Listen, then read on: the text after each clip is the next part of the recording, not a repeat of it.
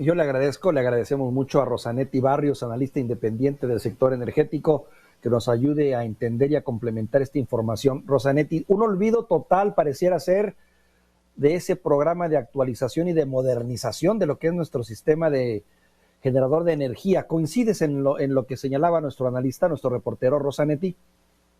Sí, muchas gracias. Buenos días, Víctor, muy amable por la invitación. Encantada de estar con ustedes. Definitivamente sí estaba escuchando con mucha atención los comentarios de Gonzalo, todo un experto en el sector energético. Y es una realidad que han ocurrido dos cosas que me parece son igual de graves.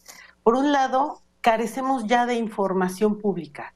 La ausencia de información pública es un problema constante en nuestra realidad. Cada día nos falta un dato nuevo.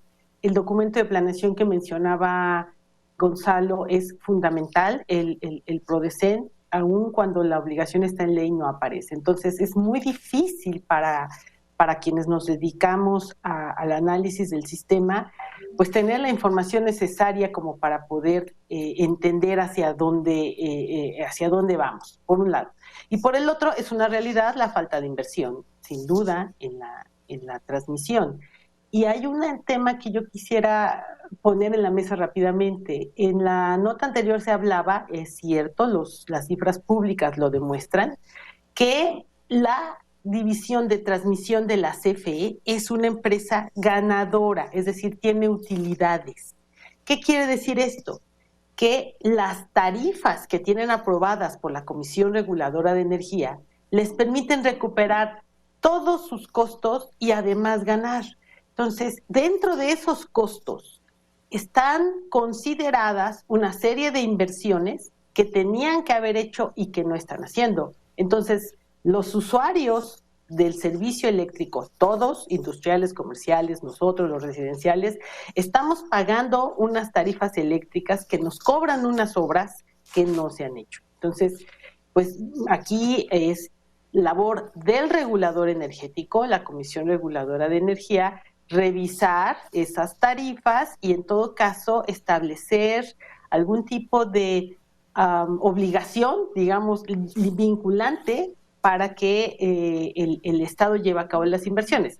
Ahora bien, yo entiendo que es complicado por diferentes razones y entonces viene el cuestionamiento del por qué se detuvieron las obras que también se mencionaron en la nota anterior, ¿no? Pero sí, definitivamente coincido, esa es la situación en la que nos encontramos.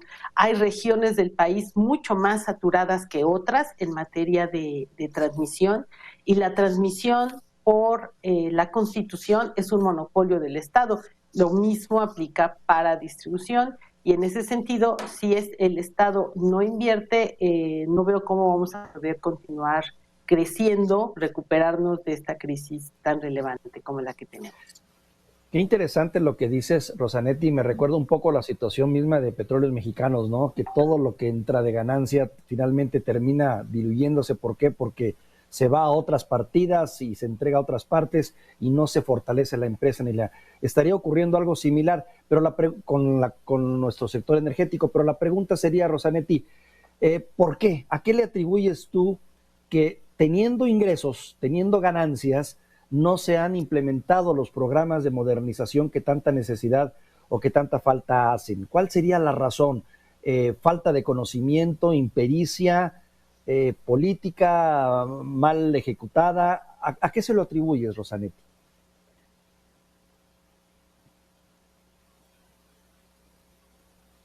¿Me escuchaste? ¿Me escuchó Rosanetti? ¿Me escuchas?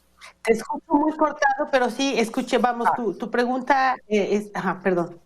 Adelante, o sea, la pregunta fundamental es, ¿por qué si teniendo ingresos y teniendo, digamos, los recursos, esta empresa no ha implementado esos programas de modernización? ¿Cuál sería la razón? Sí, con todo gusto. Desde mi punto de vista, hay dos elementos. Por un lado, las empresas que generan dentro de la CFE, la división de generación que está dividida en varios grupos, pero hay una sección de una subsidiaria de generación, vamos a ponerlo así, son empresas que pierden. ¿Y por qué pierden? Porque sus costos de generación son muy, muy altos. Por lo tanto, hay una política interna dentro, digamos, del gobierno federal que establece la obligación de las otras subsidiarias de la CFE, entre ellas la transmisión, de, lo voy a poner así, subsidiar a las empresas de generación a efectos de que el subsidio público, ese que entrega Hacienda a la CFE cada año para ayudarlo a que no suban las tarifas, digamos, sea lo más acotada posible. Entonces, en resumen, yo te diría esto. Resulta que la generación de CFE es tan cara que ni con todas las utilidades de las subsidiarias, de las otras subsidiarias, más el dinero público que aportamos, de todas maneras esas empresas de generación siguen perdiendo dinero. Y lo único que refleja eso es que las plantas son viejas, son ineficientes y son contaminantes. Entonces, dicho eso, que no pretendo ser más que descriptiva, esa es la realidad nacional de la Comisión Federal de Electricidad. Punto. Ahí estamos parados. ¿Qué hay que hacer entonces para evitar que los subsidios se sigan evaporando, digamos, a través de empresas que pierden dinero y que ese dinero sea mejor utilizado por el Estado, por un lado, para desarrollar la red de transmisión y de distribución y modernizarla, o bien por otro, pues para construir hospitales y escuelas, que de forma tal que Hacienda no tenga que estar poniendo dinero de todos los mexicanos para cargar estas empresas viejas? La idea que tiene, o el modelo de reforma, lo que ponía en la mesa es, a ver, CFE, ¿qué te parece si mejor le vamos a hacer así? La CFE, que nos lleva a la subsidiaria, que es la de suministro básico, que nos trae la electricidad a las casas, por ley tiene la obligación de comprar la energía más barata del mercado a través de subastas. ¿Qué iba a lograr eso? Incorporar energía barata, renovable, porque había incentivos particulares para que nos permitían que fuera renovable y de esa manera cumplir con nuestros compromisos que tenemos como país en materia de cuidar el medio ambiente. Y iba a permitir que las plantas viejas, de manera natural, como ocurre con cualquier otro activo de este tipo en el mundo, se fueran apagando. Eso tenía que ocurrir sin ningún tipo de prejuicio ideológico, simplemente porque las plantas son viejas, contaminan y son caras, ya acabaron su misión y se incorporaban nuevas plantas. En estas subastas la ley permitía que la CFE pudiera concursar. En alguna concursó y ganó con una propuesta de energía geotérmica. Entonces, el modelo no excluye a la CFE, pero está diseñado para que quien gane fundamentalmente seamos los mexicanos, al tener que comprometer menos subsidios, ir bajando las tarifas poco a poco, quitando los subsidios y fundamentalmente cuidando nuestra salud y la del medio ambiente. Rosanetti, acabas de mencionar un tema que es fundamental, que es el de la contaminación y protección del medio ambiente. Sabido es que con la llegada de Joseph Biden va a cambiar mucho la relación entre Estados Unidos y nosotros y que posiblemente haya una presión mayor porque entremos a reformas más enérgicas en materia de protección ambiental, porque así es la política, así anuncia Joseph Biden que será su estrategia, volver a la cuestión del Tratado de París y a estos acuerdos de no contaminación. ¿Cómo crees que influya esta relación de Joseph Biden, del nuevo gobierno de Estados Unidos con México? ¿A favor de este cambio que force a México a hacerlo o más bien ves un enfrentamiento entre gobiernos? Sin duda, con mucho gusto. Es una realidad, ya está Estados Unidos de nuevo en el Acuerdo de París. Eso no es una expectativa, ya sucedió.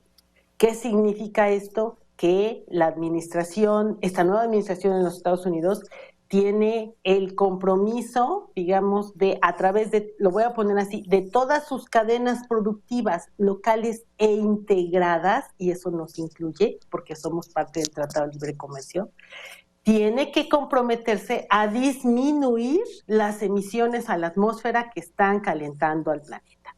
Eso es una realidad, insisto, no es una expectativa.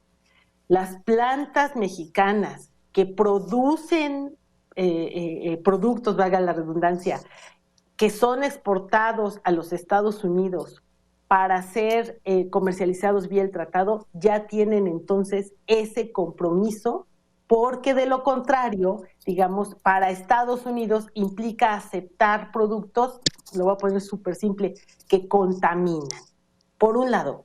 Por el otro está el hecho de el compromiso que también el gobierno de Biden tiene con relación a la industria particular de los hidrocarburos.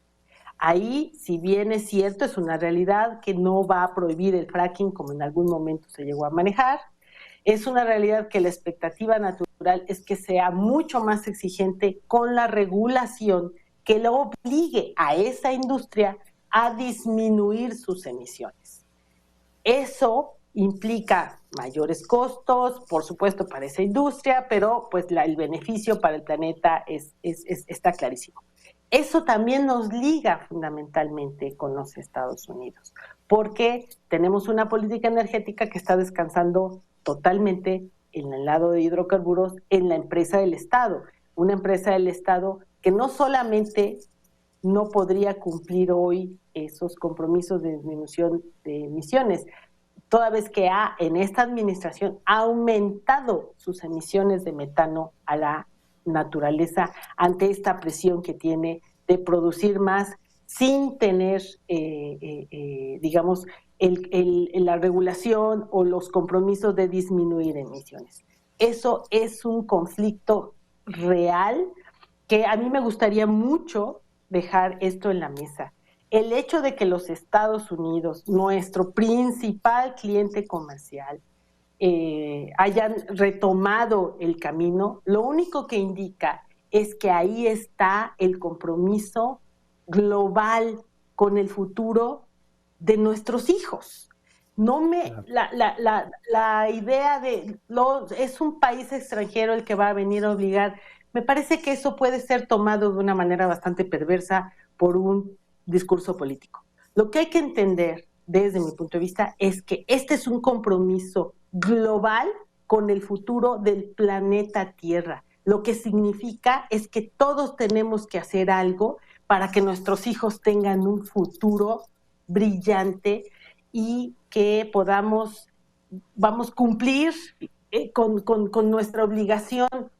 Afortunadamente hay mecanismos legales que pueden impulsar a cualquier país, no solo a México, que digamos pretenda arrastrar los pies en este sentido. Entonces sí, por supuesto que al cambiar la administración, el compromiso con el cambio climático se retoma y no hay forma de pensar que el socio comercial pues pudiera quedar excluido de este tipo de presión, que insisto, yo prefiero verlo como un tema de obligación de todos los seres humanos, todos los gobiernos, más que un tema de presión de un gobierno ajeno al nuestro. Claro, sin desperdicio lo que nos dices, Rosanetti, muy interesante. Muchísimas gracias por estas reflexiones, Rosanetti Barrios. Gracias a ustedes por la invitación, encantada. Buenos días. Muy buenos días, gracias, Rosanetti Barrios.